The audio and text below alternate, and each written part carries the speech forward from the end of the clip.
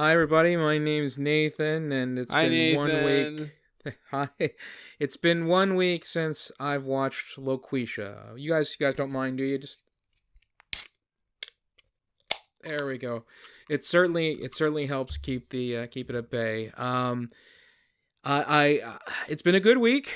My family's talking to me again, so that's a good sign. It was easier to get some uncles talking to me again, but then they kind of stopped talking to me because I was rejecting Loquisha. But either way, my family's talking to me again, and my work didn't find out about it, so I still have a job. So that's good too. And I can say with the utmost confidence, I have had absolutely zero urge to rewatch the film Loquisha. Thank you for the share. Thank you. Who's next? Hi everyone. My name is Brendan, and Hi, Brendan. hey, how's it going? And I also, like Nathan, watched Loquisha, and it's been 7 days since I've watched it. Thank you. It's been 7 days of reflection, 7 days of just looking at my life from the lens of a point of view that I've never had before, and just thinking to myself, what led you to this? Why? Who did this to you? And just a lot of blame. It's mostly about blame, and I want to get rid of the blame. Okay, I want to get rid of the blame. It's no one's fault. It's no one's fault. Just let it go, brother.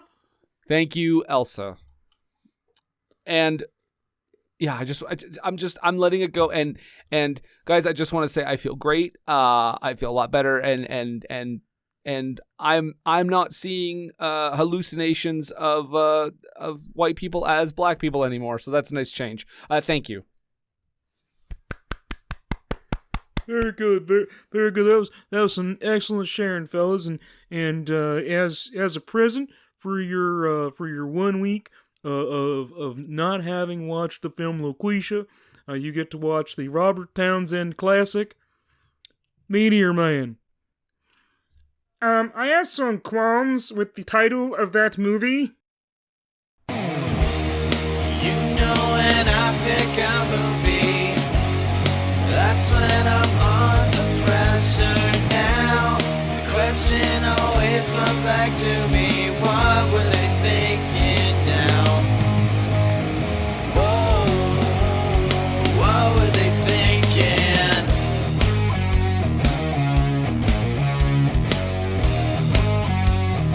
What were they thinking? Oh, welcome, everybody. Welcome back. Listeners' Choice Month is now over. We are now What Were They Thinking? And we are in the driver's seat once again. This is a podcast about bad to questionable movies. I, of course, am your host, Nathan. And with me, as always, is the Eddie Griffith to my Robert Townsend, Brendan. Say hello there, fella. Hello there, fella. See, he does what I don't do. Nathan, should we just say it? This is part of a very special month. We don't normally do things like this, but this is part of, I don't know, superhero summer? I guess, sort of, yeah. I don't know if next week quite qualifies as a superhero. I mean, it started out as Flopbuster, but it somehow inadvertently became like a superhero Flopbuster summer. A super Flopbuster, if you will. Super Summer Flopbusters. There you go. Because they're all still summer movies, I think. I don't know. Well, I think they had to be, because that's where I was getting my stuff. That's how we roll. So, I'm sorry, did you burp and say the word burp? I did. That's the existence I lead. I think the next time I fart, I'm just going to say fart right after. Well, you know what? You'll probably get some laughs. Yeah.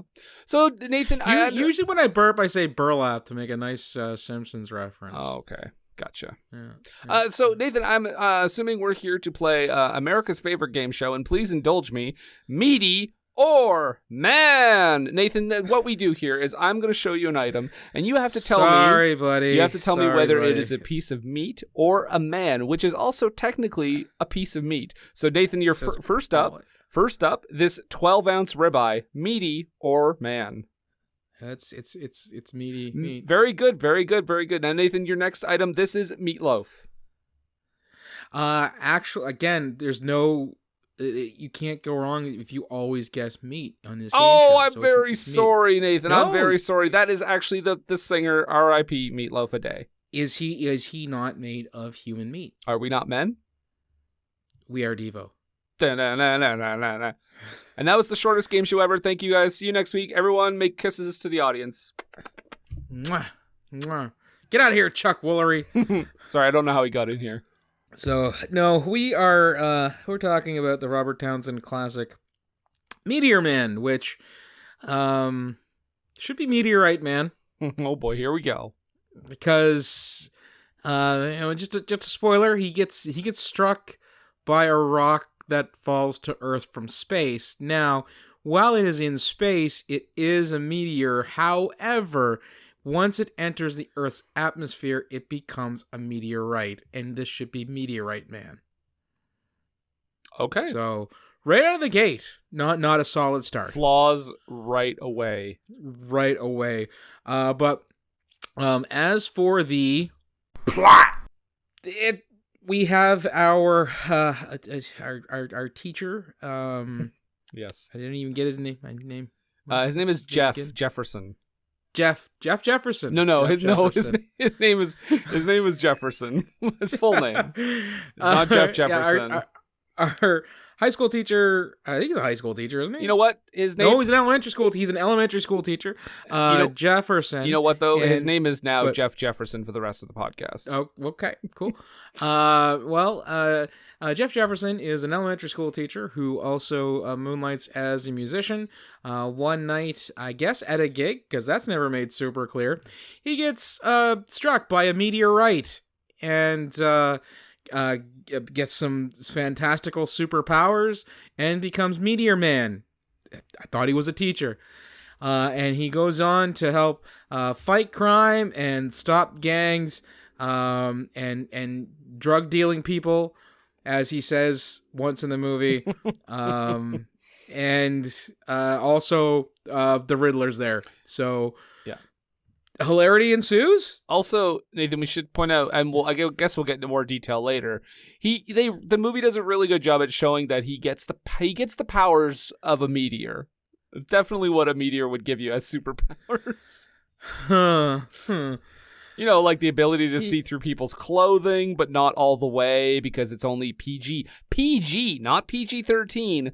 PG, which shocked me because there was an alarming level of gun violence in this movie. There's like a drive-by, a couple of them. There's a couple of drive-bys. And a gang beating. There's drugs. You see someone stepping on a crack pipe. You see like people making like heroin. That's at one point. They're packaging and manufacturing.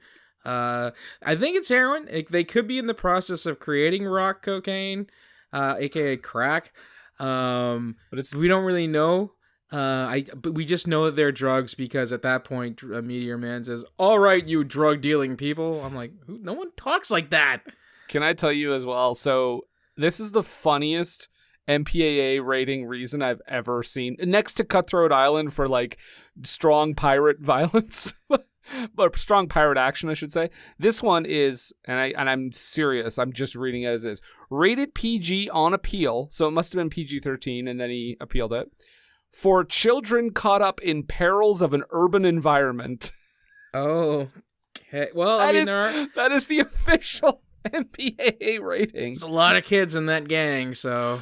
Not like cartoon violence, not like mature situations. Children caught up in perils of an urban environment. It's very specific. Yeah. Okay.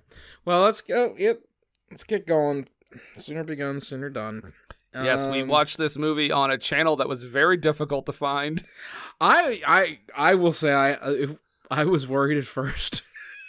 I was like, oh no, this is nowhere. This is, I'm watching this. This is a transmission from the Twilight Zone or something.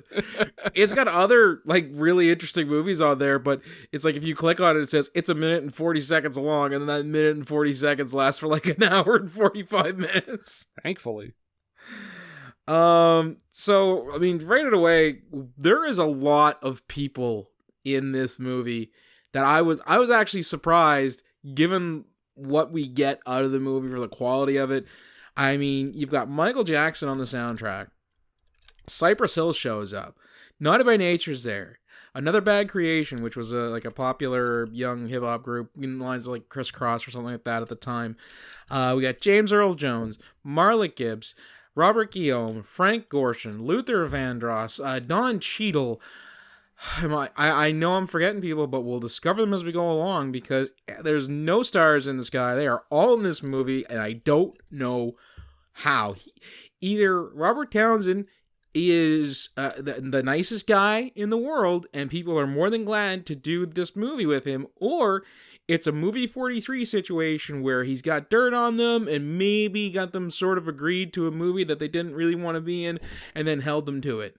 But we'll speculate at another time. We start off with Jeff Jefferson is starting off his day, getting ready. We see that he's got a nicely appointed apartment. He is a fan of music, as well as his neighbor downstairs, who likes to try on different wigs and is played by James Earl Jones. And at one point, he looks like James Earl Jones and Jerry Lewis had a baby with one of the wigs that he has on. He was alarming. When I saw that it was James Earl Jones and realized it was actually James Earl Jones, I said, this is an interesting way for this movie to get started. I saw it and was like, well, this is what we're in for. Yeah, he's got like an old man wig. He's got like red. I think he's got like a redhead wig, and then he decides ultimately on like a huge. What do you call that? He's got like hair like Kid from Kid and Play. Right. It's not an afro because it doesn't go out like in a poof. It goes straight up like an eraser on a pencil. Anybody who doesn't know what Kid and Play is, I'm sorry for that the half-life that you've led. You should know who they are. Immediately check out House Party 1, 2, and Class Act. I've never seen a House Party. Ooh, the first one's especially good. Anyways, so we see that James Earl Jones, I don't even remember what his character's name was. Yeah, I don't have it. Well, because it's you. I see them, and I'm just awestruck by the fact that James Earl Jones is in this movie. I see Marla Gibb, and I'm the same way. I know she's is Jeff Jefferson's mom, and I know Robert Guillaume's his dad. I don't know if they're related or if they just keep like James Earl Jones keeps calling Robert Guillaume dad. I don't know if that's actually his, like, if they're related, like him and Jeff Jefferson are related, or they just call him dad like in an affectionate way. I think James Earl Jones is just supposed to be his neighbor. I think I did read that. Because I was also confused about the relationship between all of these people. At one point, I even questioned if Robert Guillaume was Jeff Jefferson's dad. And I was like, wait a second. No, okay. Oh, okay. I get it. He is his dad because he does, But anyways, old Jeff is trying to get an absolute sucker trade out of James Earl Jones because they're both collectors of vinyl. And Jeff offers to trade to James Earl Jones his copy of Branford Marsalis's like greatest hits for, I think it was Ella Fitzgerald and Louis Armstrong, I think. And I'm like, that's a sucker's deal if he takes that, because no offense to Branford Marsalis, he's very talented, but if we're talking about original pressing vinyls of Ella Fitzgerald and Louis Armstrong, you're not getting anything for that. By the way, the only reason this this bit even happens is to set up a joke like an hour and 40 minutes later. Oh yes, because not even a joke, just like a callback. But it's like it's so like it's just such a long haul comeback for nothing, really. Right? Because James Earl Jones' character, he says that he's like covetous with his records. It's like they're not going anywhere. It's they're mine. They're staying here. I'm not trading any of them. That sort of thing. They're like his babies, I guess. So, oh well, off to work, and Jeff Jefferson heads off to work, where he is friends with Eddie Griffin, who is also, I guess, they're also in the same group together because they talk about going to their gig, and Eddie's like he's gonna gonna try to hook up Jeff with this girl. The way he describes her, she's fat, but she has a cute face. And I was like, oh, the 90s. Let's. Yeah, a lot of body stuff going on in this one. There's a lot of body stuff going on in this one, but very little of the other stuff that you would expect in that kind of film. Yeah. So yeah. However, we do not escape completely unscathed. But there's definitely far worse offenders. I mean, we just talked about one last week that was made three years ago. Right. So, yeah. Okay. So, all right. So they have this discussion about, we know that they're going to go to a gig. They're in the same group, and Jeff, but they still got to get through the school day. And Jeff doesn't necessarily work at the I know it's a more of a rough and tumble public school, even though it's an elementary school. In fact, there's one little kid named, I think, Squirrel, one of the only characters I can remember the name of, and Marvin, but that's for a very particular reason. Right. Anyways, Squirrel, he's getting in trouble with the principal as Jeff walks past them, and they've confiscated a comic book, and he's mouthing off to Jeff, and he even gives him the old points at the eyes, points back at him like, I'm watching you. Like, the kid is 9. Mm-hmm. Like, that gives you the kind of let you know the how rough and tumble the school is, I guess. Yeah, and then Jeff gets a verbal ass chewing because he a couple of parents are in the principal's office, and they're mad that their kid got beat up by bullies because Jeff always tells the kids, don't fight, just run away or hide or whatever. So I was saying, oh, please say he beat up that kid. I was hoping so. Kid. But no, he gets yelled at by the mom because, like Brendan said, where he's been advising kids to hide and like eat under a table and eat your lunch fast so you don't get beat up. It's like, I get not confronting or fighting bullies, but right, he takes it a step too far, I think. I even have this, like, what's he supposed to tell them? Beat the shit out of the kid? Yeah. Like, granted, I mean, I don't know, maybe they're talking, he's doing this because let's, cards on the table. Robert Townsend isn't just in this. He wrote and directed. He sure did. So, I don't know, maybe he's trying to go along saying that, telling kids not to fight back is the wrong thing. And it's like, I don't know, man. Like, I can understand standing up for yourself and stuff, but also painting it so that a kid who doesn't engage in a fight is automatically a wimp who's going to get the crap kicked out of him. Maybe the kid just walks away and there's nothing else to be said of it. Or maybe he does catch a beating, but then, the other kid gets in trouble. There's all kinds of variables in it. It doesn't necessarily going to end with a teacher. Has to end with a teacher telling a kid to cower in fear every lunch hour. Mm-hmm. So. Yeah, I think he is. You're right. Now that I think about how he's the creative force behind this movie, he is taking the piss a bit out of people who would not encourage children to fight back. Right. Yeah, because ultimately that's what he does when he becomes Meteor Man, but that's a little later. It is a little later. We cut from his day to meet his mom and dad, played by Marla Gibb and Robert Guillaume.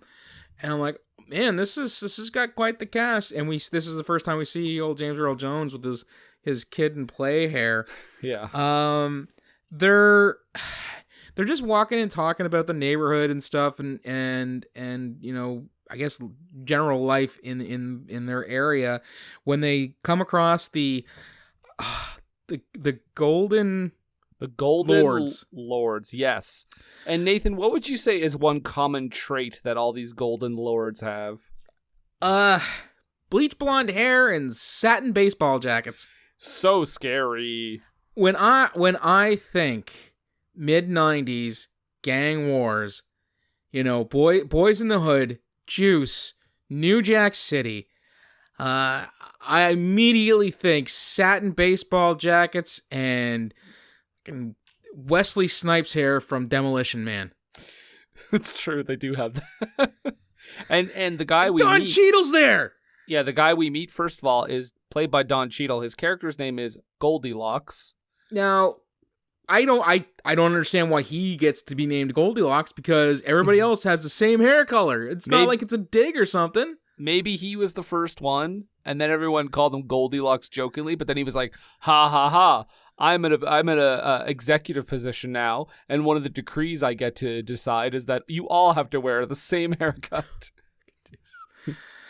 Yeah, okay. But they do. Robert Guillaume crosses a line for him because he steps on a crack pipe that falls on the floor. Well, no, actually, what's going on is it's a drug deal that's happening, and he bumps into Don Cheadle, and it's not a crack pipe. It's actually a vial with crack in it. Like he's selling it to somebody, because when it hits the ground, he's like, "Oh, you're lucky that didn't break," meaning that if it did, the product would have spilled out onto the ground and would have been spoiled. I'm sure he still would have sold it to them.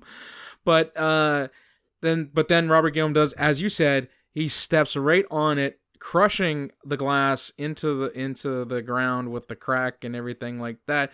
And it looks like it's about to get a little rough here, but luckily the police drive by.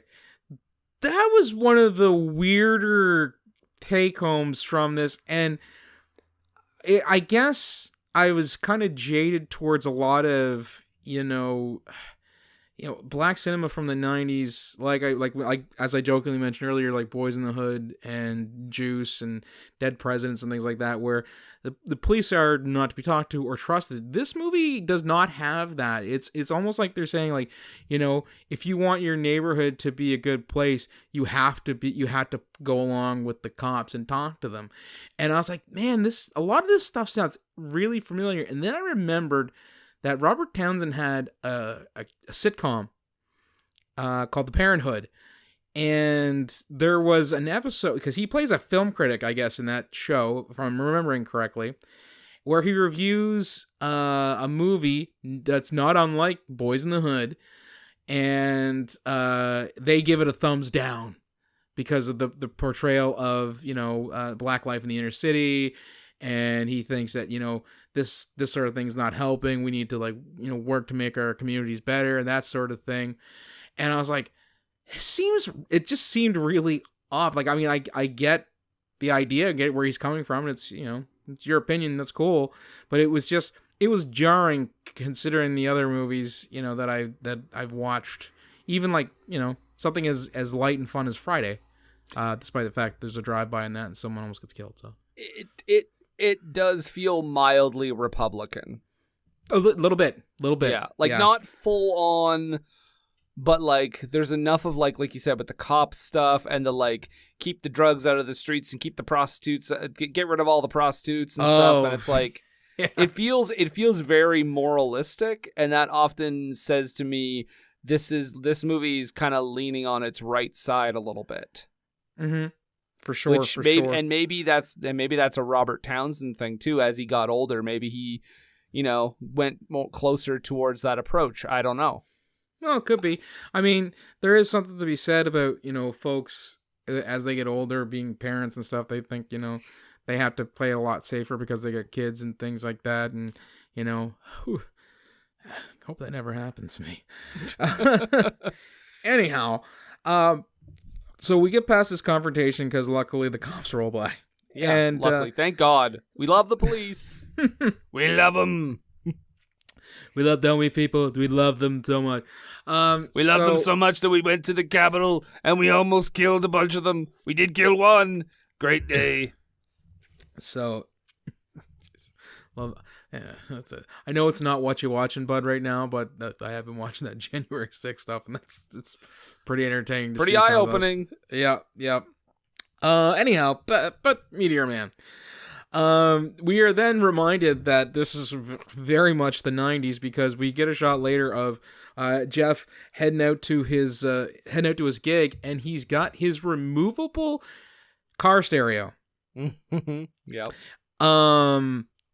I had something similar to this. It wasn't exactly the same. It was just the removable faceplate. It's like if you didn't have the faceplate, you couldn't like operate the CD player. I know that's a very old thing to say. But you couldn't operate the CD player or change the radio stations from AM to FM. Oh. I actually there's a guy who I went to school with who had one of these the stereos that he's got where it pulls her out completely from the console of the car.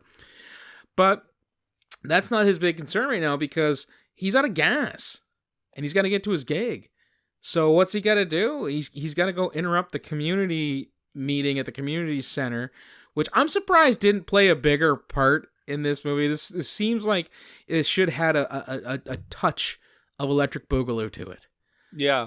He should have done something to be saving the community center as the superhero. Well, you would think that's where they would go with the plot, that they wouldn't even go into the gang stuff with a PG movie.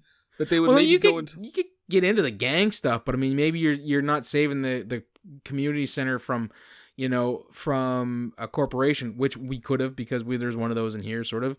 But saving it more from the gangs from taking over the corners of or actually taking over the building and things like that in assault on Precinct 13 kind of way. Man, that would have been much cooler. It just feels so full on bloody, just Man of Steel wrath that Robert Townsend just rings down upon the Golden Lord. All right, I can't, speculate on what would have made a way better movie, but he has to ask for gas money from his mom and dad, and his dad is like nothing but, disappointment in him because, and it's like, dude, your son, he grew up to be a school teacher, and he's a musician. He's doing fairly well for himself. So the guy ran out of gas.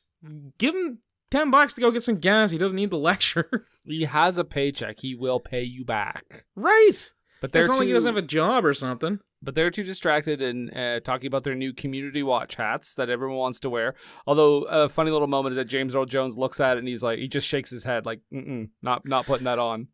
Yeah, well, what, you're going to cover up those wigs? Yeah, exactly. Also, what was with his delivery in this scene?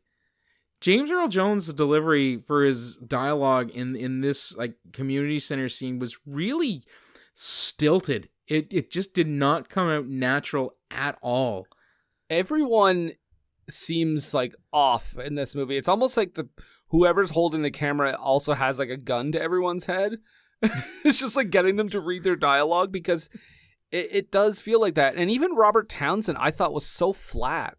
Like I thought he was so like he's almost sleepy, and just like really, really just like for a guy who wrote, directed, and stars in this movie, he seemed completely uninterested in being in it. Yeah, I was shocked at that. He manages to get to the gig, although we don't get to see the gig. They go out of the way to make it a point that he is in this band, that he is a lover of music in the opening section of this movie. And so much so to say that he's in a band, he's got friends that work with him that are also in this band. They're talking about what they're going to be doing at the gig, who they're going to be hooking up with and that sort of thing. And we don't get to see it. I thought something happened because I was watching on the Roku and the sketchiness of it. I was like, oh, maybe it cut a scene. I don't. Did you see it? No. But we cut to him going out to his car, and his stereo has been stolen. And why did you leave it in there? I love how the gasoline can very helpfully says gasoline on the side of it. Well, then that how would you know if it didn't? Right, because I don't know what the shape of a gasoline can is. I would have said, oh, that could be just a giant gasoline can shaped can of water. Right. But and then he sees a couple kids like mugging a young lady, and when I say couple kids, I mean like children. Yeah, because we do come to find out that the Golden Lords not only do they have junior lords, but they also have baby lords. It's like a whole Village of the Damned thing. It's all these kids dressed the same way with shock white blonde hair. And the leader shows up because they all, like, the Golden Lords all slowly close in. Golden Lords, Golden Lords, Golden Lords, Golden Lords. That was weird. I feel like the gang in West Side Story is more intimidating, by the way. But they show up and start enclosing around Jeff Jefferson, and the leader has a fucking tiger. Yes. I was like, what? And that's like their gang logo. Yeah. It's like, okay, you know what? You don't need that extra. Okay? The Crips and the Bloods, red and blue. That's it. Yeah. No one's got like no one in the Bloods is like a PETA representative throwing blood on people, and no one in the Crips is like swinging a cane around. Red and blue. Just red and blue. You don't. Not only do you not need a logo, you don't need a mascot. Which they have both. So and they all chase Jeff Jefferson. To which I read, oh, he's never going to become Meteor Man because he's about to be murdered. Right. But this is okay. So he runs and he hides in a dumpster, and a squirrel finds him. And he's cowering and he's afraid, and Squirrel doesn't rat him out. Yeah. So that's he's not he feels such a bad, bad kid. I guess. He's not such a bad kid. He's just a little mixed up, Yeah. Yeah. Like it's the tale as old as time, though, Nathan. You're young, you're impressionable. No. you're young, you're impressionable. A really a charming, charismatic person comes over and has a tiger. Like, how can you not join that gang? I met a dude when I was a kid, had a tiger. That'd be pretty cool. So yeah, I thought you were about to confess that you met a dude when you were a kid that had a pet tiger, and I was like, no, what? No. How are you still alive? So he manages to evade a fatal beating, but not being struck by a meteor out of nowhere, like an RKO. Boom. And the thing it chases him down on a clear, like, it doesn't come down and just boom, like a meteor would. It would come down and it would just flat into the earth, causing a crater, or meteorite. Thank you, actually. No, this thing comes and it curves and chases him straight down the alley and like implants itself into his chest. It's as if Jason Voorhees was chasing him, because the meteor is seemingly sentient. Yeah, and I'm pretty sure. I know Robert Townsend directed this movie, but I feel he got David Cronenberg to direct this meteor scene because it was horrifying. That was surprisingly gory. Right, he gets like burns all over himself, and he's screaming, and the meteor is, like I said, going into his chest. Yeah, like it's like burrowing into his body. Horrific scene. I was shocked at how graphic it was, for sure.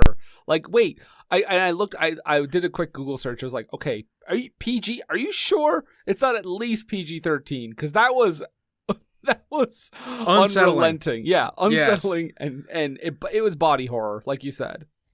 David Cronenberg watched that and was like, too far, gentlemen. So he is helped, I guess, to the hospital, or at least by an unseen transient. At first, I'm assuming he calls 911 because we next see Jeff Jefferson being taken to the hospital, and he's in a coma, and Eddie Griffin's there, and he's praying at his bedside, and his nurse, Vanessa, see, because her name's Vanessa. Right? See, right? See, if I can come up with a clever pun for their name, I'm gonna remember it. Anyhow, Eddie takes the time to hit on Vanessa and shit, but she's not having it. Well, I mean, I don't know if the setting is great. Not necessarily. No. But I don't even think this is the best kind of a hospital because in the next in one of the next scenes, someone's trying to violently shake him awake out of his coma. Don't think that's proper medical procedure. I mean, how else are you gonna do it? Yeah, you gotta get out of that coma. That's only if it's a deep coma, I think. Right. Okay, so he actually does wake up though. And they cut all of his bandages and stuff off. Lo and behold, all of his burns, his horrific scarring over most of his body, 3rd-degree burns, gone. But there is kind of a funny little joke where they take off his bandages. They play it like the Joker from Batman. Well, they take off his bandages and they all look at him like they're horrified. And then he's like, wait, this is just my actual face. But it's a funny joke in concept, but execution's pretty stilted. Like most of this movie, everything's, like you said, everything's very weird and stilted and has this weird energy around it. That joke fits perfectly into like a Naked Gun type movie. Or, something like that. This movie isn't playing for straight up spoof. But sometimes putting it in there makes it clunky. It's weird because like sometimes it seems to be heading in that direction, and then sometimes they're going for like really like mature, earnest discussions about gang violence, and I'm like, no, you can't have a movie with the fucking golden lords that own a pet tiger and be like, this is a realistic depiction of gang violence. No, movie, no.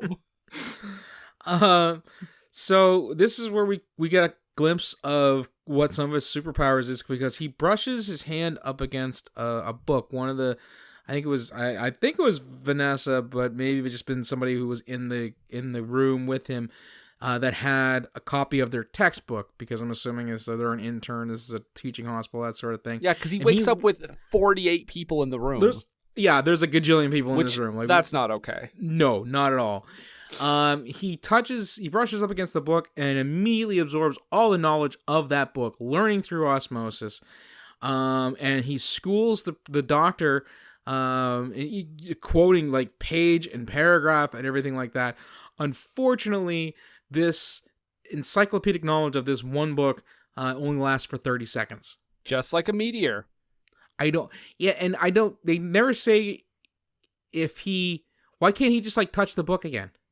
Yeah, and if he was just walking around holding a book, would he continually have that knowledge? I suppose so. Or if you just threw it up in the air, like, and caught it every now and then. But like, I mean, and again, also, if that's the case, the human mind being what it is, if he was just walking around and constantly absorbing the knowledge of that book, if he put it down after 30 seconds, would not his memory eventually kick in and he would actually retain the knowledge within that book?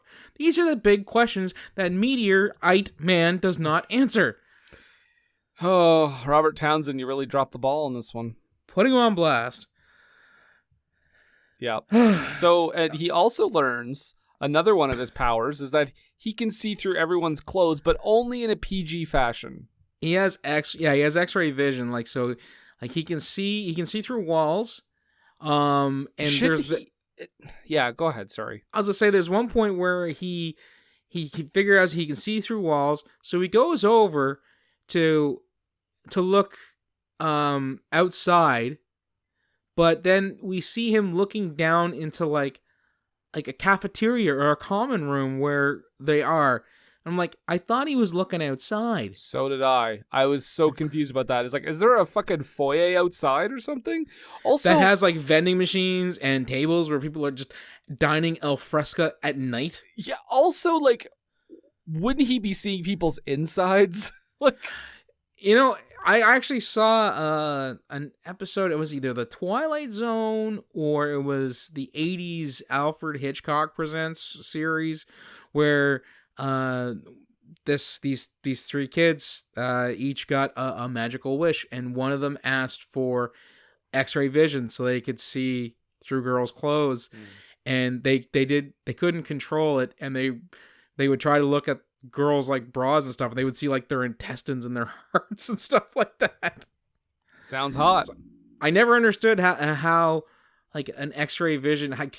Would you be able to control like the strength as to which you use it?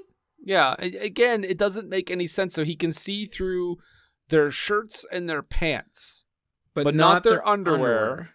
Or their bras. And kudos to him for not going for the easy cheap joke with being off-put by somebody who was wearing women's underwear and they're like a big burly security guy. No, they don't go for that, but they do go for kind of a cheap joke of him being excited about this and trying to get the nurse back in. It ends up being an old lady nurse, and he's like, "Oh, yes. God, I can't look at you. I'm seeing your underwears." Although she is a very, much in the spirit of Monkey Bone, a very unethical nurse, because she gives him her phone number as he leaves. She's like, because this happens at night, and then the next scene is her actually helping him out to Eddie Griffin's car, because he's picking him up from the hospital. He's being discharged. The whole time, she's talking her game up as to why he should not worry about Vanessa and give her a call. Mm-hmm. But luckily, he does finally get discharged. While we see the Golden Lords begin to plot their takeover of New York. God, yeah, is it New York? I thought it was New York. But they're doing that, by the way, definitely not filmed in New York, but they're starting to plot their takeover of New York just as his kid army delivers like a bunch of money in plastic lunchboxes. Oh yeah, and it's like a gang board meeting, and the kids come in because they're hiding like not like stacks. Oh yeah, like honest to God, bound like thousands of dollars in like Snork's lunchboxes. And then we find out his next power, Nathan, is that he can hear what his dog is saying and communicate back with him. Okay, all right, I'm cool with that. This is what a meteor. Cool. No, but this is what a meteor does. Okay, we've established it gives you X-ray vision. So I mean, talking to animals, not beyond the pale. What really irked me though was the fact that they had to give the dog this weird robot auto-tune type voice to go along with the subtitles. Just one or the other. Give the dog a voice that you can understand, like he's Dr. Dolittle, or just leave it with the subtitles, and we will get the idea that he understands what the dog is saying. I agree. I think actually it would have been funnier with just the subtitles. Yes. And you will hear this when the dog talks. Because that's what it sounds like. It was awful. Yeah. Awful. And then he also he confirms from earlier about the thing he can do with a book. And then Nathan, somebody enters the movie.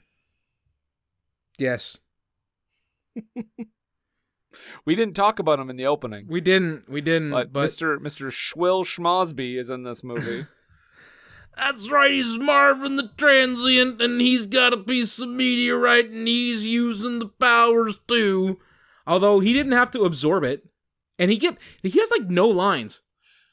I'm not complaining. Okay, I'm not complaining because mostly because then we would have to discuss more about him. But yeah, he doesn't have any lines because I guess he's just like a mute. Never made clear. And then he uses his powers to look through people's bedrooms and change their TV channels and stuff. But the whole idea of him spying on people was just very uncomfortable in retrospect. And he's also using it to luckily just mix himself a drink. Yes. God. Yeah. Oh, and then thankfully he's off our screen for a while. He's not in this movie very much. No, he's not. He isn't. Although, and okay, so we get another encounter with the Golden Lords, and Zeus, aka Tiny Lister, is in this thing. Right? R.I.P. Yes, and he's like I guess he's the gang muscle. Although it's a gang. I mean, shouldn't they all mostly be muscle? But how can he be the gang muscle? He's tiny. Yeah. Okay. But they beat the shit out of Jeff Jefferson's father, Robert Guillaume. They jump him.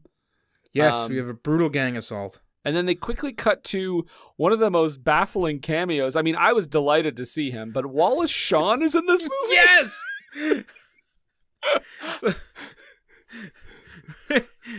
He shows up and he's talking about his Mustang and the kids who are slicing his tires because he gives them detention or sends them to the principal's office. Yeah, and this is his only scene, I think. Is it? I believe so. If not, it's one of the very few. Yeah, if he has another one, it's for one more scene, and it's not of any real consequence. Yeah, he just goes on and on about kids are giving him a hard time. His name is Mr. Little, by the way, which is a little on the nose. But he's talking about the kids are giving him a hard time, and then Jeff Jefferson makes his impassioned speech about how we gotta care about these kids. We gotta. But he keeps getting interrupted by himself because he's looking through walls and seeing these kids that are not bad kids, and we gotta look after these kids and help them. Well, he's looking through the walls and seeing them break into lockers, slash tires. Yeah, no, don't be like, I'll be back in just a second. Go out and stop the kids from committing the crimes that they're committing. Right. No. Play it for Yokes, and we're gonna see him look out and we're gonna see him slash Wallace Shawn's tires. And he says, because Wallace Shawn has a thing where he's talking about this kid that he sent to the principal's office, and as the kid was walking out, said, "I hope you have bus fare." And then my tires were slashed. And then Jeff Jefferson sees the same thing happen, and he kind of dazedly turns to Wallace Shawn, Mr. Little, and says, "I hope you have bus fare." Why didn't you go stop him? And it's fair point, Wallace Shawn, fair point. Okay, and then when he gets outside and he sees his dad, who's delivered by I almost said the the Golden Lords. He delivers his dad that is in a wheelchair, and he's got the shit beat out of him, and they start attacking him, and a car crashes into him. But of course, he's Meteor Man, so it hits him, right, and the person goes through the windshield. How is no one else around, just screaming and losing their minds? Well, that's just it. It's another thing that we're going to come to later in the movie, because he hasn't donned a superhero guise yet. No. So he hasn't done anything. He hasn't got a suit or a mask or anything like that.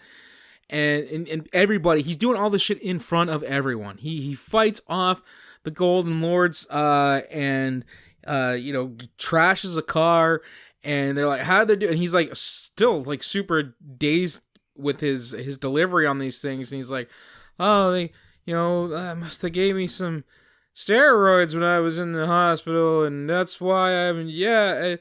Oh no, his dad asked him if he's on steroids, and he says, "No, they must have just gave me something when I was in the hospital." And he doesn't really explain it in front of anybody at that point. He talks to his dog again, and at which point I was like, we don't need the dog voice. I noted it again. I was like, no, don't need that. Don't. Bad movie. Movie down. No. Movie. Don't you piss on that carpet. Don't you piss on that carpet. Movie. Get Bill Cosby out of here, movie. Who? I don't know that name. So, Swill the next Crosby. There's a drive-by. There is a fucking drive-by in this movie intended with for children. No muzzle control on any of those guns. I'm just gonna put that on blast. If you're gonna do a drive-by, you do it right. Okay, you don't just be waving your stuff all over the place, spraying and praying. Take aim. Have some pride in your drive-by. Put that on a t-shirt. Have some pride in your drive-by. And then, it's just in time for Pride Month too. If you released it last month, it would have been just in time for Pride Month. Oh dear. And you could put the word pride in rainbow colors. That's money. That's money in the bank. I'm just imagining some LGBTQ gang. Dude, I'm in. Mowing down folk. Yeah, why not? Let's make that happen. I want to see, where's that movie? So he gets shot 1 million times in this drive-by, but of course he's fine. And then I love that to avoid them, he figures out he can fly too. somewhat. Yes. And he grabs a lamppost and holds onto it like kitty cat style, like when a dog chases a cat and a cat just like jumps to the top and grabs it. Right. He ends up at the top, treed, for lack of a better term. I'm not gonna say pulled because that sounds dirty. Away from the Golden Lords in their drive-by. Right. But he is not safe. Because he's up there, and some lady notices that he's up there, and she thinks that he's a little pervy peeper. Yells to her husband. Her husband comes in and says, "I warned you." This was something cut? I don't know. I don't. Because from my knowledge, he's never phoned before. Mm-hmm. He is not a pervy peeper. Not that we've seen. So for him saying "I warned you" is a strange bit of dialogue. That almost seems like, I don't remember what movie it was, but there's a movie I saw where there was like a contrived situation that happened like 3 times where it kept looking like this guy was being a pervert when he actually wasn't. And then by the end of it, that's that line where they said something along the lines of like, "I warned you," and they try to beat them up. It makes sense there. In this one, I'm just like, what do you mean? What are you talking about? So, but yeah, and then he manages to get away. Yeah, because he falls or jumps down. Because he's afraid of heights. He falls or he jumps down from the light post, and it causes a 3.5 earthquake in. Oh, they're in Washington. Right, because Robert Guillaume's he asks about did you hear about the earthquake? They felt it all the way in Baltimore. And I forgot about the opening title card that said Washington D.C. now. That was it's just so it ages like fine wine, no matter when you watch it. Yeah. Okay. Yeah, and this is like, so the parents at this point are like, "Oh, you have superpowers. We're gonna make you a uniform. Your name's gonna be Meteor Man." And now everyone knows that he has superpowers. They're like, "Oh, you can you just patrol the neighborhood 3 times a week? We're gonna put another phone line in your home, the Meteor Man phone, and get these criminals out of here, They have a whole meeting at the community center about them doing this. It's not just him and his parents, coming up with this idea. They have a full-on meeting with the community at the community center about how they're going to do it, what they're going to do. And he's getting all weirded out by this, and he starts talking about being in the coma and things like that. I'm like, I swear to God, if this ends up being a coma dream, I am going to be so angry. It ends up being it all exists in the snow globe of a kid at the end of the movie.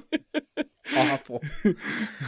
Is that the worst ending to any show? It has to be up there, right? Have you seen the ending to Dexter? Oh, originally you mean?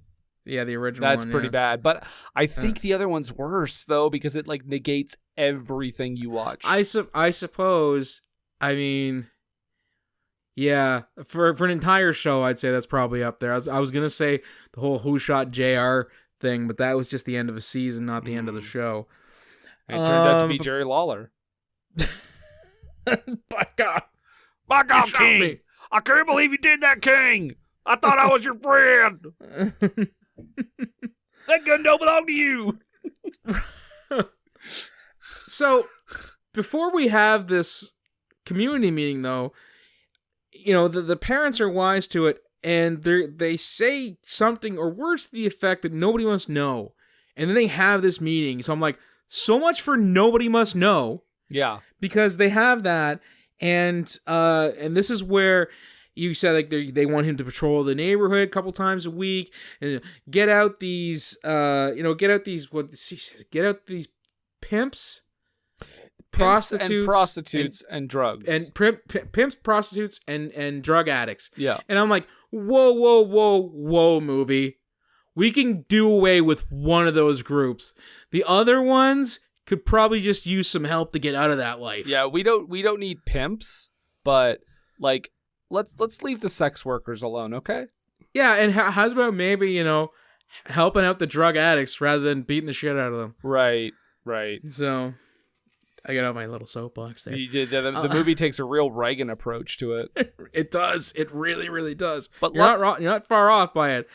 So much so that doesn't a little lady in the community also receive a gang beating off screen? Mm-hmm. Mm-hmm. Yeah, because that happens next. Does that happen next? I thought the next thing was the trying on costumes montage. Well, no, because there's the gang beating and then there's the montage. Right. And because I was like, his mom is clearly unbalanced because she is like fucking Daffy Duck about, I made him a suit. And she's going to like keep making him more suits so they can kind of figure it out. And we have a Meteor Man montage mediocrity music. It's just, it's crazy that this trope was in the movie. It's just him trying on costumes and, a character just shakes their head and then he tries on another one and they're like, girl. And it's just that. That's all it is until he finds the costume. And so, okay, so they do finally settle on a costume. Mm-hmm. And he's going out on his first nightly patrol and he's going to fly about 3 feet off the ground. I thought that because he's still afraid of heights. I thought that was kind of funny. That's kind of funny. It is funny if you're going for a straight up like spoof movie. Yeah. But it's a funny joke that is out of place in like the tones in this movie. Oh yeah, no, 100%. But as an isolated gag, I thought it was kind of funny. Because but they didn't I don't think they need to say he's afraid of heights before that joke though. Like that could have just been the joke. Yeah. And then we have a music cue with MC Hammer's "Too Legit to Quit," which I was like, okay, all right. Again, not sure how we got these people, but still, he goes on his crime busting rampage, and this is the aforementioned busting up of a drug den or a drug processing den, because if anybody out there has seen movies depicting the processing and packaging of drugs in in the 80s or 90s, there's one thing that's always synonymous with it is naked people packing the drugs and money. But because this is a PG movie, everyone's in their underwear. I still can't get over the fact that this scene existed in this movie. And he busts in, he says, "All right, drug dealer people." And I'm like, dude, nobody talks like that. And he also, by the way, goes to a robbery, and really he doesn't do anything. He just sets off the alarm and then flies away so that they'll get arrested, I guess? Yes. But because then he's got to go and... I guess he's got to go and stop this shootout between warring gangs and the cops, and I think he might have some poignant things to say, but I don't know what they were because I could not look away from the moose knuckle that this costume was giving him. It was off-putting to say the least. Nathan, I swear to God, this was supposed to be. Wasn't this the scene where he unites the Crips, Bloods, and the cops? Like that. Yes. I think that was it. Yes. Yeah. And the Crips and Bloods aptly played by Cypress Hill. Yes. And Naughty by Nature. Yeah, Again, I don't know. I don't know how any of these people are in this movie. I thought it was really weird that they were absolutely on board with doing this, given that they're Cypress Hill. Yeah. They have several songs about killing police officers. We want you to be in this movie, and there's going to be a scene where you guys make peace with the cops and start work with them. All right. But maybe that was just a thing where they were like, "Oh, I get it. It's satire." And Robert Townsend was like, "Yeah, that's the ticket. That's satire. Yeah, yeah. Flying Japanese sand tigers." Speaking of, they're in this movie too. John Witherspoon shows up in the next scene as a guy on the news calling himself the Flying Man. He starts taking credit for all the stuff that Jeff Jefferson is doing. And he's like, pretending to be him, yeah. Yeah, and he's like, "Oh man, people are gonna think Meteor Man is him and not me. This is terrible." To it, I responded, "Everybody knows his secret identity." He's fucking community meeting about it. He's not wearing a mask either. Right? Like, even if somebody didn't know, they know. Yeah. It's like dumber than like people not knowing who Clark Kent is. Because yes. he doesn't even wear glasses, so how's anyone gonna not know the difference? And then the Golden Lords get all mad about Jefferson. They put a bounty on his head. Meanwhile, Jefferson makes a giant garden in town. Everybody got cancer from that. Well, he directed like a rainstorm. And with his meteor powers. With his meteor powers and like a giant mutated garden. Yeah, everybody's gonna die if they go near that. Speak again, another person in this movie, Sinbad shows up playing. Oh, don't forget. Before the community garden, just real quick, because he's supposed to be a driving force, but really not much until the end of the movie. Frank Gorshin's there as the leader of the mob, and like one of the heads of the table with him is Luther Vandross. I didn't even notice. I know I saw Luther Vandross's name, but I didn't know where he was. Yeah. But Sinbad shows up. Sinbad plays Malik. Sinbad with his Sinbad-ass game. Well, his whole thing is that he's pretending to be this like feminist, but also like militant black guy. But he's actually as like super white, like he says. And he's like, I'll say this: he's 25 years ahead of his time. And he's dating Stacy, the nurse, or no, Vanessa. Is it Vanessa or Stacy that he's dating? Okay, no, he's Stacy is the teacher at school that Jefferson is. Yeah, and he's like yeah. So like, I don't understand why Jeff would be jealous or off put by this, because I thought he wanted to be with Vanessa from the hospital. Okay, that makes more sense now. I thought he was dating Vanessa in this scene. I'm like, that never comes back. Okay, and this is his only scene too, I believe. But Sinbad just pops up for a second to say hello. Pretty much. And then what was it? The Golden Lords start messing with Jeff, like in the classroom. The Junior Lords and the Baby Lords as well. Yeah, they start messing with them at school, right? Yes. Yeah. And they start confronting him because they're like, oh, we know. They come to Jefferson. They're like, we know you're, we know you're Meteor Man. You're definitely Meteor Man. But then, quick thinking Eddie Griffin pops in and says, saves the day. Yeah. Says, well, hold on now. I just heard Meteor Man just destroyed another crack house just now. And they say, well, then clearly you can't be Meteor Man. Apologies. Goodbye. Good day to you, sir. Good day to you. Good day to you, Mr. Jefferson. Terribly sorry for the mishap. We will take our leave of you. 1,000 apologies. I thought it was weird that they suddenly had old-timey accents. That would have been awesome. See, if we're going for a spoof movie, that would have been hilarious. Sure. Well, you gotta have Leslie Nielsen would have shown up at some point. This was 1993. Well, he could have been the Wallace Shawn character. Oh, that's such a brief amount of screen time for him. Well, I mean, he wouldn't be the focal point. I mean, who else would you get? There's only Frank Gorshin and Wallace Shawn. Could have played the Frank Gorshin role. Yeah, but and then I felt that that Gorshin was restrained, because I've seen some of the stuff that he's done, and the fact that they had him play it, that mob boss stuff as almost as straight as he possibly could, I felt was a wasted opportunity. Not once was it like wipe out like on the old Batman show. Yeah. The next day, Michael ends up stealing his uniform, his Meteor Man uniform, pretends to be him. This is crazy. Yes. This is crazy, Nathan, because he takes his uniform to go make a public appearance at a local mall. Like you said earlier, everyone knows who Meteor Man is. Why would anyone think that Eddie Griffin was Meteor Man? They don't have the same haircut. They're not the same height. They don't look anything alike. At all. And another interesting tidbit about this mall scene, because it's a tidbit that's interesting. The mall MC who announces Meteor Man, Chris Tucker. Yep. Uncredited, though.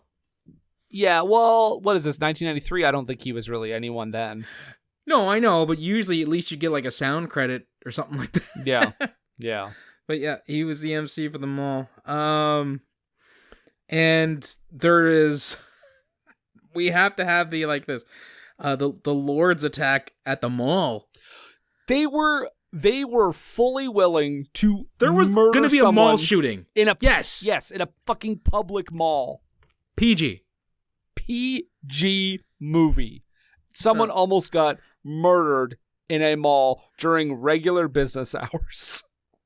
Yeah. But luckily, Meteorite Man shows up, or Jeff Jefferson shows up to get Eddie Griffin out of there. He strips him naked, almost naked, because again, PG, in front of the mall, and leaves him there in his skivvies as he takes his costume and leaves. What a friends forever. That's right. Yeah. Walks. Apparently, though, the Golden Lords have split their time between possible mall murder and gang graffiti at the community center. You'd think they'd be all in on the mall murder. Well, it's important to diversify in the business world, right? You don't want to put all your eggs in one basket. That you definitely want to be known as Two Basket Skinner. Yeah, and it's about expanding your portfolio too, right? Like I mean, if you stagnate with your workforce, you're actually going to burn everybody out. There needs to be some sort of change, some sort of diversification with what you're doing, so that your workforce doesn't get trudged down, and they feel like everything is the same grind, like every day. Mall murder. Yeah, it's like, guys, could we just graffiti tag a community center just once? That'd be great. Just once, like on like a Friday, like casual Friday, casual graffiti Friday. Yeah, I agree.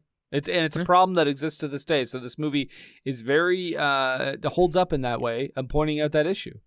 Yeah, very, very forward-thinking, progressive, if you will. Yeah, yes. Well, certainly more than but last also week. also being conservative. I mean, they're progressive and conservative. They're progressive conservative. They're the Canadian PC party. Lord help us. Jeff walks right into a Meteor Man appreciation surprise party. Oh my god. Yes. And guess what, Nathan? I think we get another drive-by, do we not? Or at least a shooting. Yeah, we do. Because it's like they have like a community. It's like they want to send the message of the community center. And I don't know about you, but so this scene, the Golden Lords show up again. I feel like most of this movie is the Golden Lords showing up, doing something, leaving, and then trying again in the next scene. But they show up, they fire a bunch of bullets, and Meteor Man manages to stop all of them. And then they say, yes, now we've proven you can't be everywhere at once. Did you think, or was it just me, did you think that someone behind him got shot? I 100%. I figured that would have happened. Yeah. If you want to up the drama of the piece, for sure. But it turns out that, no, that's not what happened, but his hand is bleeding. So he caught them all, but yeah, he caught all the bullets, but his hand is bleeding now. So some of his powers are drifting away. Yeah. Slip sliding away.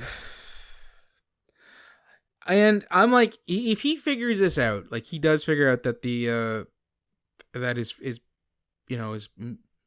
powers are fading away, and I don't know, maybe it was the darker side of me taking over. But if I know this, and I know that the Golden Lords are a thorn in the side of my community, I mean, just go murder them all. I mean, you got the powers. I still got them, baby. Right? Yeah. Make hay while the sun shines. Snap some necks. Write some checks. You're right. It's not, and normally I'd say, well, this movie was PG, but we've already seen 2 fucking drive-bys and a David Cronenberg level of body horror. So don't tell me they couldn't do it. But the Lords, the Golden Lords executive team manages to bust into Jeff's room because he's passed out sleeping because he's so worn out. And luckily his dog drags him away in the nick of time. That dog, by the way, is the hero of the movie. I'm just going to say that. Later. Anyhow, I still say I thought this meant, like, because he figured this out, that his powers were fading, and that's why he was so sleepy, because he'd been oversleeping a lot. I'm like, okay, does that mean that he just needs to sleep more and it'll recharge these powers? Apparently not. No. Which I was like, that's kind of, I mean, it's a fun device that you would use to, like, I don't know, hamper a superhero so that they don't have, all the powers all the time. Looking at you on this one, Superman, you jerk. That, he has to sleep. Like if he uses his powers to stop crimes, like goes on patrol or something, he's got to sleep like a day afterwards so he can, like, rest and recharge. But it's not. It's like he just gets super tired, and eventually his powers are going to fade regardless of how much he sleeps. And then it turns out, Nathan, that the town is probably the biggest villains in the movie, because they turn around and say, you know what? You having all these powers, we take it back. You're actually bringing all this terrible stuff to the town. Maybe you should just, I don't know, get the fuck out of here. I'm like, yeah, they're a real wishy-washy group of folk. Yeah, and I'm like, hold the phone just a second. He just stopped, like, 250,000 bullets from murdering every one of you. Yeah. And you have the nerve to say you should probably leave. But then he says you don't have to vote. I'll leave. And, like, he's just shaming the shit out of them because he's like, I've been standing up for you. You guys want me to leave? You don't have to vote. I'll leave. But you know what? You need to think about something. If you want your neighborhood to be nice, you need to do something. You need to talk to the cops. You need to help stop crime. You see something, you say something. Apparently, Meteor Man works for Homeland Security. Oh, again, this movie is right, and I don't mean correct.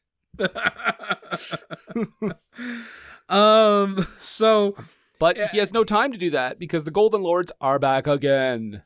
With their coke dealer cell phones. Yeah, and they just surround the area with trucks and then I guess set them on fire.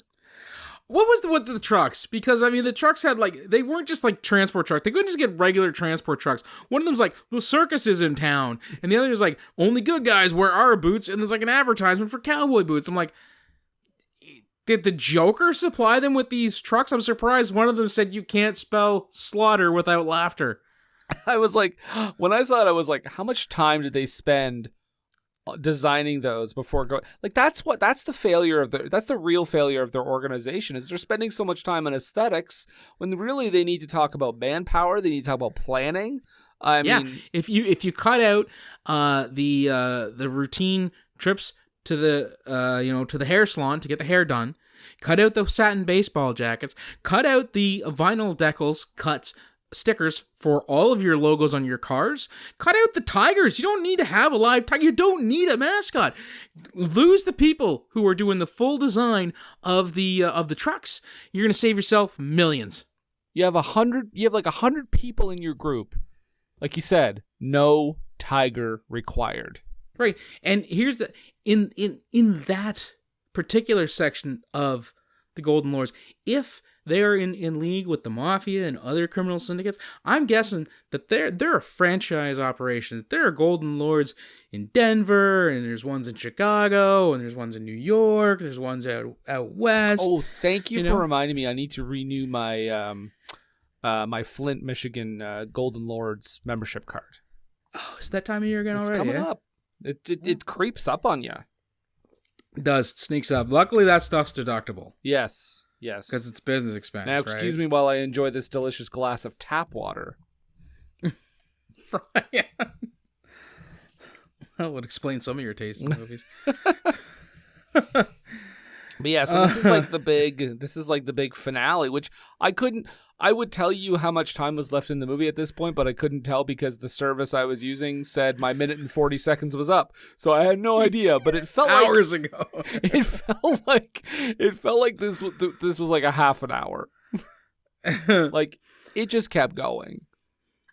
Yeah, because the Golden Lords, they're fighting Meteor Man, who is, running at a diminished capacity. And it's at this point where his community decides that they're gonna pull together and help, because it's not just Meteor Man's community, it's their community as well. And James Earl Jones sacrifices an original Billie Holiday pressing, and I paused so I could cry for a half an hour. I also feel like he could have thrown anything else. Yes. Sure, yes, you don't have like, I don't know, You don't have a record of like a Barry Manilow record or something you could throw at them? Like, I don't know. Yeah. I the Doodletown Pipers. Just start chucking that shit. Although now that I think about it, I'm not sure James Earl Jones would have Barry Manilow on vinyl. I don't know. Did you see the Mo Howard wig that he had on at the first of the movie? True, Like he's got some varying styles to go along with aesthetics. I mean, I'm just saying. Yeah. So at this point, Jeff Jefferson has no powers, but he's still putting up a fight. They're beating him up for a while. Luckily, Quill Snosby is watching nearby. Marvin. His name's Marvin. That's Marvin. the way you can say it without saying who it is. Phil Brosby. Marvin. I just told you who you could say. Smile Frosty. I don't know why you're putting yourself through these jumping through these hoops. Because I want to call him Smile Frosty. Okay, that sounds pretty cool, actually. Thanks. Oh no, I don't want to do that. No, that like for him, Okay. like I mean, Marvin. Okay. He does like a dog call. Phil Snotsby. Phil Snotsby, because he's full of snot. That'll Right, show there him. you go. And then he does like a dog call, and then he starts climbing out of his hole in the ground, which I also noted. I hope that's his real future. IRL. No, I'm pretty sure he saved some money. Yeah, unfortunately. Eddie Griffin shows up to help and immediately gets knocked out. I thought that was kind of funny. Oh, but here's the thing with Marvin. Not only does he do the dog call to help, bring the dogs to help, because he was the one who let the dogs out. Woof, woof, He woof. also brings his big chunk of meteor. Yeah. Or meteorite. So that Meteorite Man could get his powers back and fight the Golden Lords, thus proving that Bill Cosby is the hero. Nathan, I think you just summoned him. Oh my god, dude! I knew that line would make your butthole pucker. Oh, I think my body just like went up into my asshole.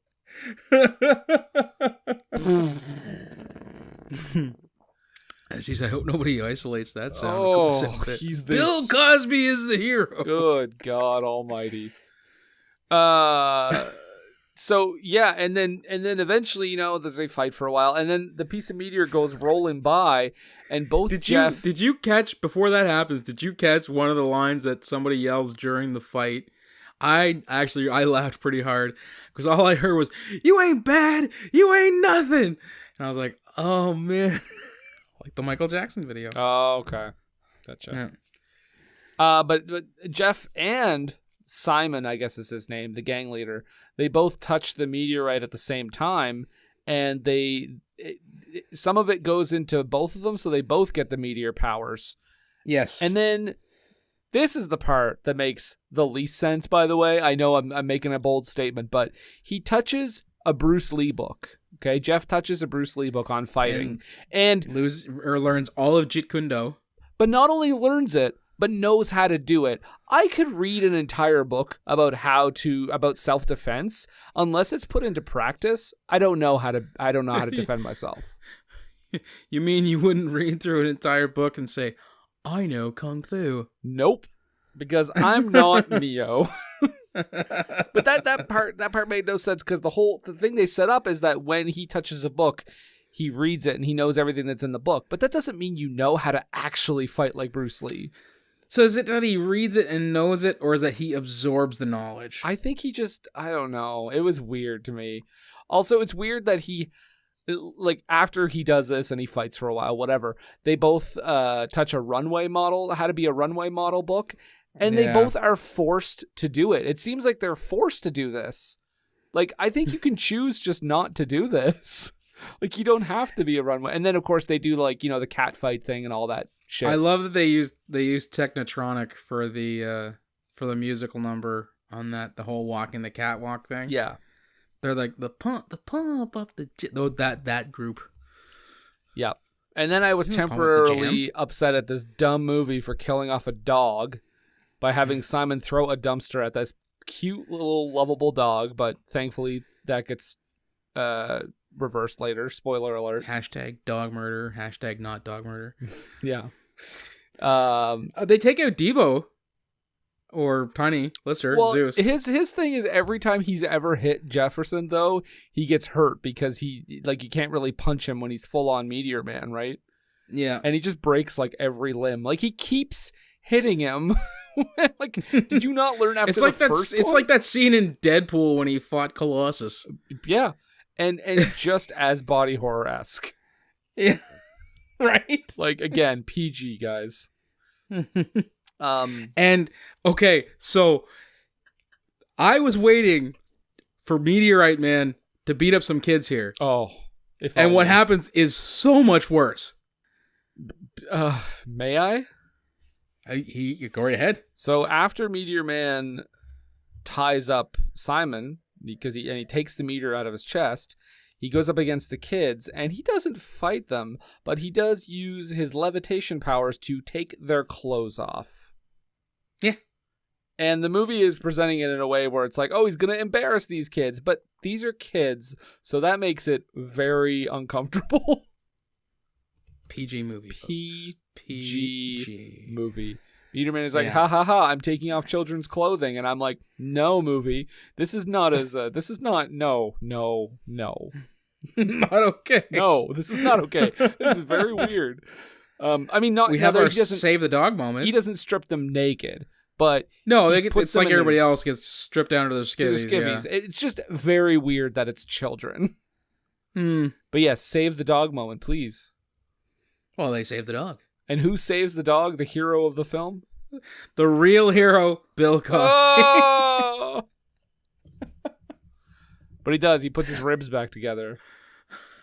And I'm like, you're still a piece of shit. You're still good.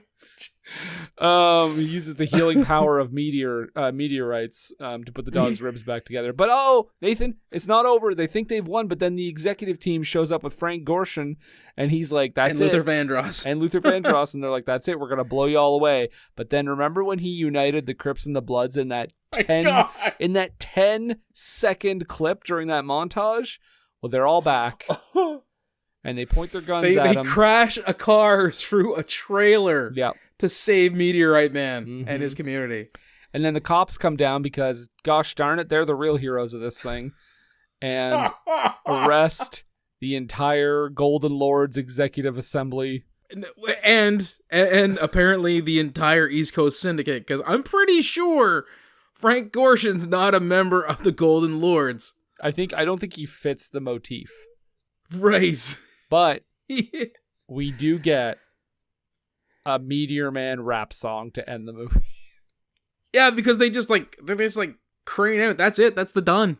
I want to point out one credit during the credits that I noticed, because I would say that the special effects in this movie are pretty rough around the edges, to say the least. But visual effects by Industrial Light and Magic. Isla.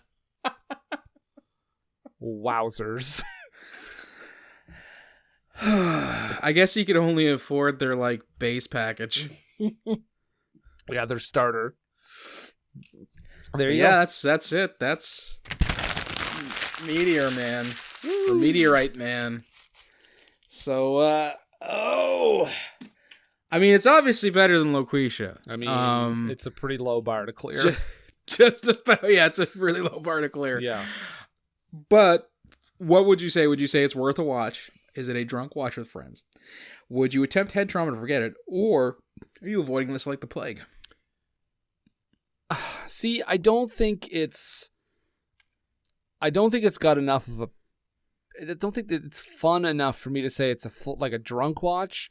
I think it's too labored for me to go that far, and I think most of the jokes are not really that funny.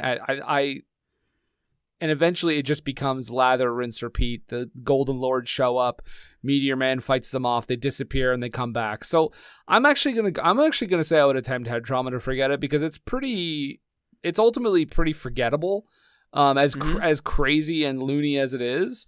And it's just really, it's kind of wrong-headed too, as we discussed. So, and it's got someone I don't need to ever see in a movie again. But thankfully, he was only in it for 3 minutes. But I hate it when I put Leonard Part 6 into our list. That's the last episode.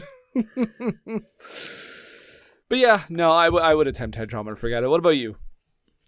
Yeah, I'd probably say the same. I was flirting with the idea of a drunk watch with friends, but you would have to have like a certain, almost like a checklist of things to have it just right to be able to do a drunk watch with friends. You would have to have your MST3K crew. There's no other friends that you could really do that with. You would have to have the core of people that absolutely love trash movies watch it with you, and you would have to have some top shelf booze to get good and liquored up. So it's a lot of legwork to be done for this movie that is a whole lot while being absolutely nothing at all at the same time. So I'm going with head trauma. Head trauma to forget it. I feel like if they had found a more consistent tone, it might be a drunk watch, but it just doesn't quite get up into that category for me.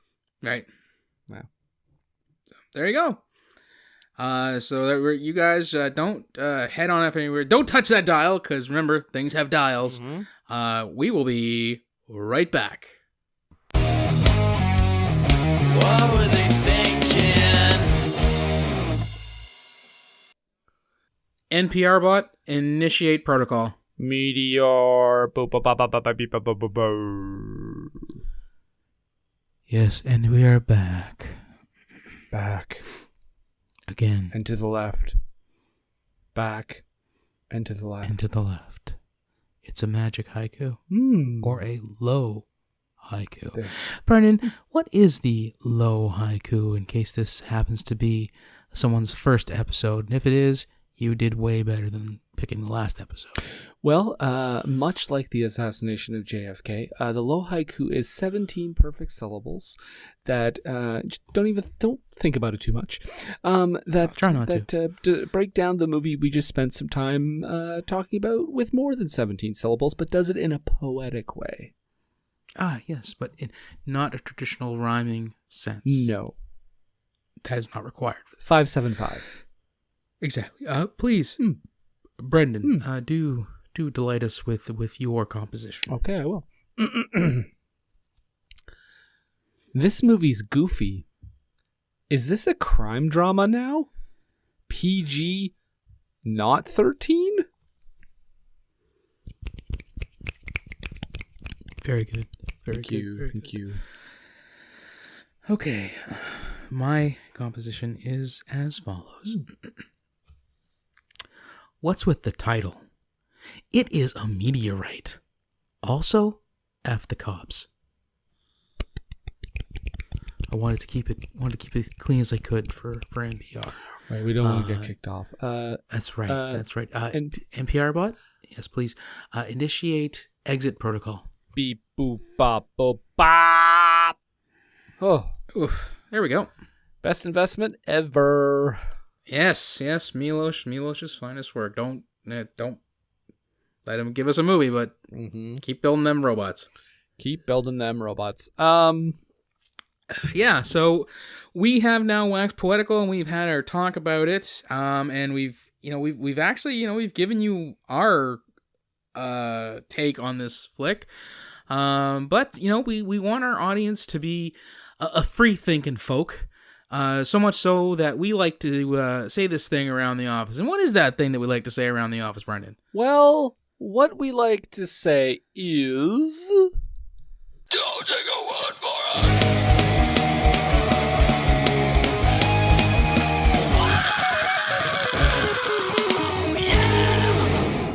That's correct. Do not take our word for it, or don't. I mean, if you're into conjunctions or contractions or whatever. I don't think I'm known as the grammar guy around here, am I? Let me check the notes. No, you are not. Excellent. So, I mean, Brendan, it's a superhero fantasy film released in 1993. The critics must have loved this movie. And I will say, I believe it is the first black superhero on film. Maybe in America. It might track. Yeah, because I think this was before Steel. Yeah, definitely. So I think it might be. If I'm wrong, please let us know. But I think it might be. I'm sorry it had to start with this, but I guess it could have been worse. Could have been Steel. So Meteor Man, yes. Well, Nathan, there aren't very many critic reviews. There's only about 16 of them, but about 4 of them are positive. That's right. It has a 25%.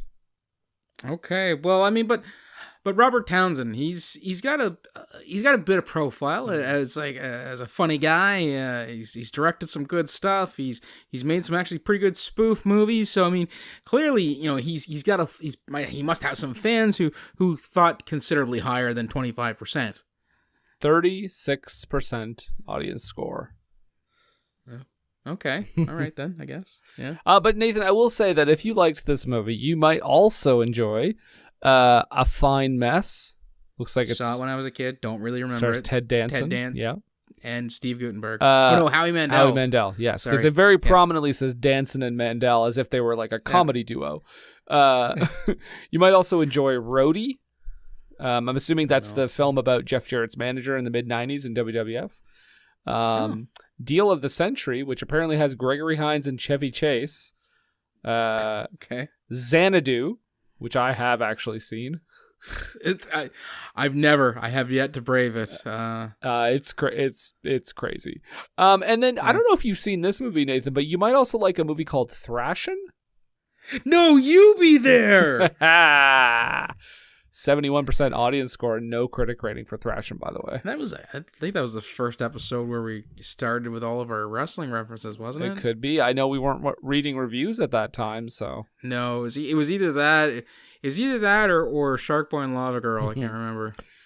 Well, we'll get into the critics' reviews, but just want to say right off the top, a lot of these are just, there's no blurbs, so we only have a few to read here. But I will start out with my boy, Roger Ebert. He says, the movie contains big laughs and moments of genuine feeling, but it seems to be put together out of assorted inspirations that were never assembled into one coherent storyline. Okay, well, Scott Weinberg of eFilmCritic.com wrote, firmly among the ranks of Condor Man, if you know what that is, and I do, and the return of Captain Invincible in both quality and how fondly it will be remembered. Wow. And he wasn't wrong, because this movie, like we said earlier, seemed to have disappeared from the world. It was we had to do some searching to find it. Very difficult to track down. The Mayo Network, order it today. Which I think is really funny that we had to watch the movie that is like quite possibly the first black superhero put to film on the Mayo Network. And here's another thing, Nathan. I think that network, based on the movies I saw when I searched, I think that's their specialty. I think their specialty is like CB4. Kid and Play movies were on there. There's all kinds of black cinema on that little app. And listen, no commercials, so whatever, I'm down. All right, well, this one is from Brandon Collins of Medium Popcorn, but I think it's actually Gene Shalit. They were shooting for the fences and clearly ran into the fence by accident. His cohort at Medium Popcorn, Dustin Brown, said the movie's not good and highly ridiculous. I guess he's not much for the wordplay. Not into the. He's like, you could be the Shalit of the two of us. I guess I'll just read the last one here. It's a positive review, the only one that has a blurb. Adam Mars Jones of The Independent in the UK. There is a pleasing off-kilter balance to the view of his world, where the good guys have all the best lines, but the baddies have a monopoly on dress sense. So Adam Mars Jones not only writes the film reviews, but is also the fashion critic for The Independent in the UK, apparently. Yeah, he's much like Mr. Blackwell. That's pretty much his role. Right. He's such a bitch. Yeah. So, but right. Those are the professionals. Let's read what the people have to say. The critics. Let's see what they're saying about this movie. Okay. Okay. This one is no name is given, but this person said, this movie was so bad that it was great.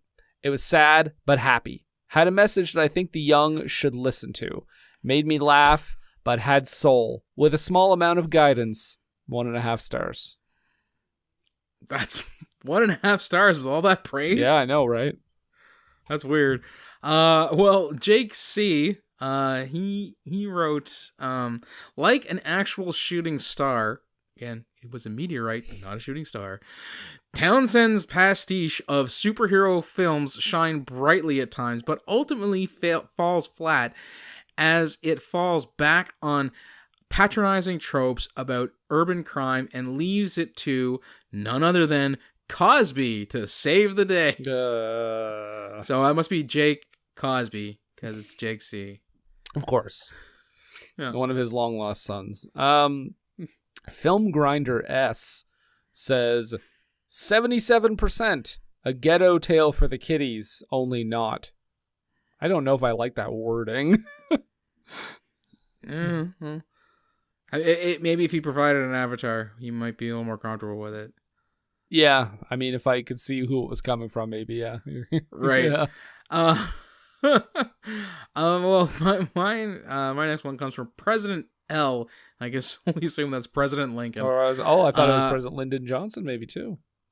Well, I mean, another movie that's classic in African-American community, but downplayed by critics, with an all-star cast made up of the perfect blend of past their prime, in their prime, and before they became household names cast. This not only shows the depth of community and appeal of its plot, but through Robert Townsend's brilliance as well, with his ensemble of funny personalities and characters. 5 out of stars. Okay, I take it back. It definitely was Lincoln. This one's from Omar P. And he says, I love this movie. It had great action and it shows the positive parts about keeping our neighborhood safe from crime. Wish we had a superhero unreal life to clean up these streets. 5 stars. There's no punctuation. None wants to, that's why it's all a run-on sentence. I get it. Well, my next one comes from Danny R. And I can only assume that's Daniel Radcliffe. Yep. Danny Rad. And he writes, school teacher Robert Townsend is hit by a meteor and soon develops superpowers which he uses to fight neighborhood crime. This humorous comedy starts off promising but soon drifts off to the predictable. 2 out of stars. Not enough magic, apparently. Okay, this is an interesting review, and this really goes, now bear with me because this really goes in depth in a weird way. It's very detailed. Here we go. This will be my last one, I think. From Alex K. He says, Alex P. Keaton, played by Michael J. Fox. Yes, in character. I like comedy films. My favorite comedy film is 1933's Duck Soup with the Marx Brothers. 2 stars. Okay, it's not Alex P. Keaton because as we discussed, this was clearly a Republican film and he's staunchly Republican. He would have loved it, yeah. He would have loved this, yeah. It's like, this is the message we need. Flicks his hair Yay, back. police! Okay, well, my last one comes from returning critic Guido S. And as I said before, it can only be Guido Sarducci. And he writes, Robert Townsend wrote, directed, and produced and starred in this comic book superhero movie about a created superhero who was hit by a meteor and gains powers, and then he tries to clean up with the neighborhood. This has a ton of talent, from a Townsend to James Earl Jones, Eddie Griffin, Bill Cosby, and the Don Cheadle. You would expect this to at least be decent, but it was marred by a number of problems. The script isn't that interesting, the direction is not that great, and the acting is pretty pedestrian. This never equals the sum of its parts. Then it tries to have a positive message with the feels, which feels like a bit like the More You Know commercial, which is just felt like over preachy. It's a shame such a talent was wasted on this film. 0.5 out of stars. Thank you, Father Guido Sarducci, for weirdly appearing on Weekend Update this week and just reading a straightforward review of a movie. No problem. I met at the Pope. Arrivederci, America. Well, there you go, Nathan. We did it. We got those reviews in.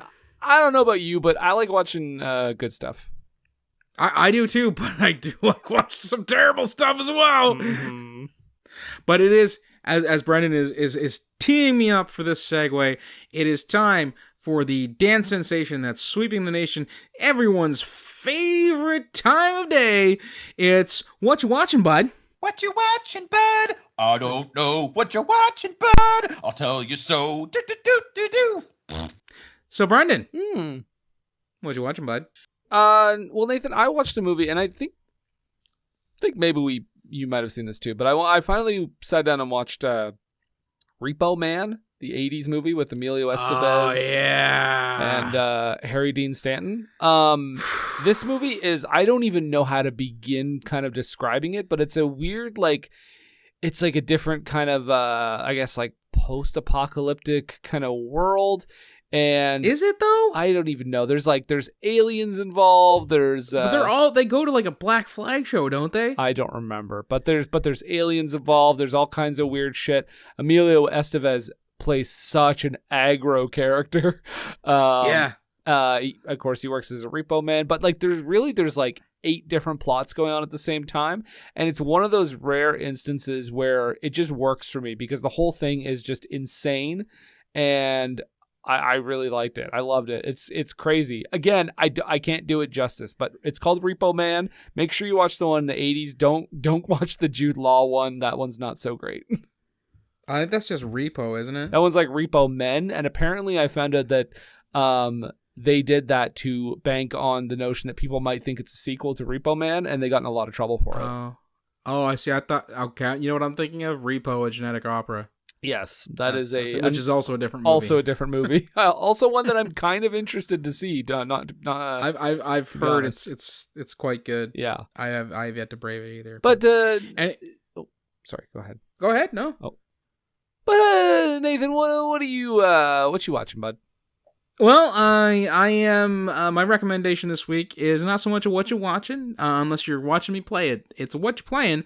I just got yesterday, as of the day of the recording, the new Teenage Mutant Ninja Turtles Shredder's Revenge, and my God, this game is so much fun.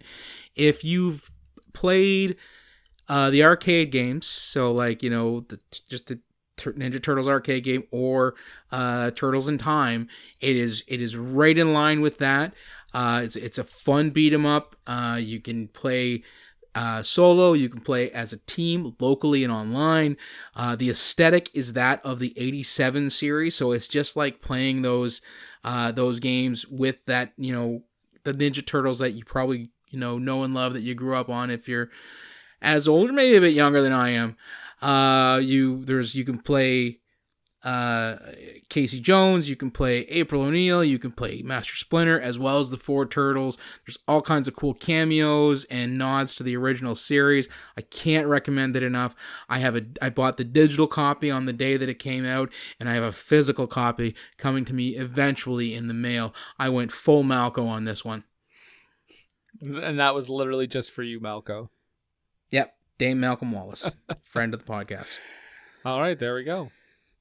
So now, I'm sure he was in a much better mood this week because we didn't talk about LaQuisha. So is Montrose Monkington around? Yes, he is. Just one moment. Hello, it's good friend Montrose Monkington III here, and I would like to congratulate you chaps on your 1 week of LaQuisha sobriety. It is unfortunate they give you this as your 1 week chip, but I think it really is to test your resolve. I hope you at least derived some sort of fun watching Meteor Man. Meteorite Man, rather, because it's a meteorite. I didn't want to stab the atmosphere. I didn't want to stab myself in the eyes. But that's a good sign. Yeah. It's a really good sign, actually. But also, if you want to keep up with what I'm up to, you can see my YouTube channel, Montrose Monkington TV. I think right about the time that this episode is going to be released, you may actually see some new content as there's a week coming up where I'm going to have all kinds of free time to possibly make some new content and maybe release it over time. You can also check out my Facebook group, Montrose Milkington III, Esquire, and friends. And you can also tweet at me on your Twitter devices at Montrose III. That's the number 3 RD. Thank you. More later. Yeah. Oh, it's good to hear him laugh again. I mean, yeah, especially after the sour note that last week's episode left with him. But I could blame him. I mean, I'm pretty sure we committed some sort of hate crime with that episode, or even just acknowledging that movie's existence. So there you go. That's it. That's the show. So follow us. Find us on Facebook. Just search for What Were They Thinking. You can find us on Twitter and Instagram at WWTT Podcast. If you want to listen to our podcast, well, you are doing that right now. But if you want to listen to it anywhere else, you can check us out on any podcast app, or you can go to our home base at Age of Radio. Big time! Check out ageofradio.org/What Were They Thinking. You can also find us on Patreon at patreon.com/WWTT Podcast. We also have a little bit of merch on Redbubble and TeePublic. But other than that, I guess, Nathan, it's usually around the time when I guess one of us has questions. And I guess I have a few questions about Meteor Man. Okay. All right. I will thank you for using the proper terminology of the rock that hit him. You're welcome. You're welcome. And please feel free. I will do my best to answer your questions. So in a movie, it goes from a sort of serious kind of drama and earnest discussion of gang violence, not Jim Varney, to just sheer Naked Gun style gags. Mm-hmm. In a movie in which Robert Townsend, the writer and director and star, looks like he doesn't even want to be there. Right. In a movie which has a cavalcade of people, like you said, that either owed him a favor or truly believed in the project. Mm-hmm. And in a movie with all these elements, and it's like, it's the first, it may be the first black superhero movie. It's kind of got its, say what you will, but that's a big accomplishment. And it took till 1993, which is a big shame. And despite all of that going for it, we still got the Meteor Man and this movie. Yeah. What were they thinking?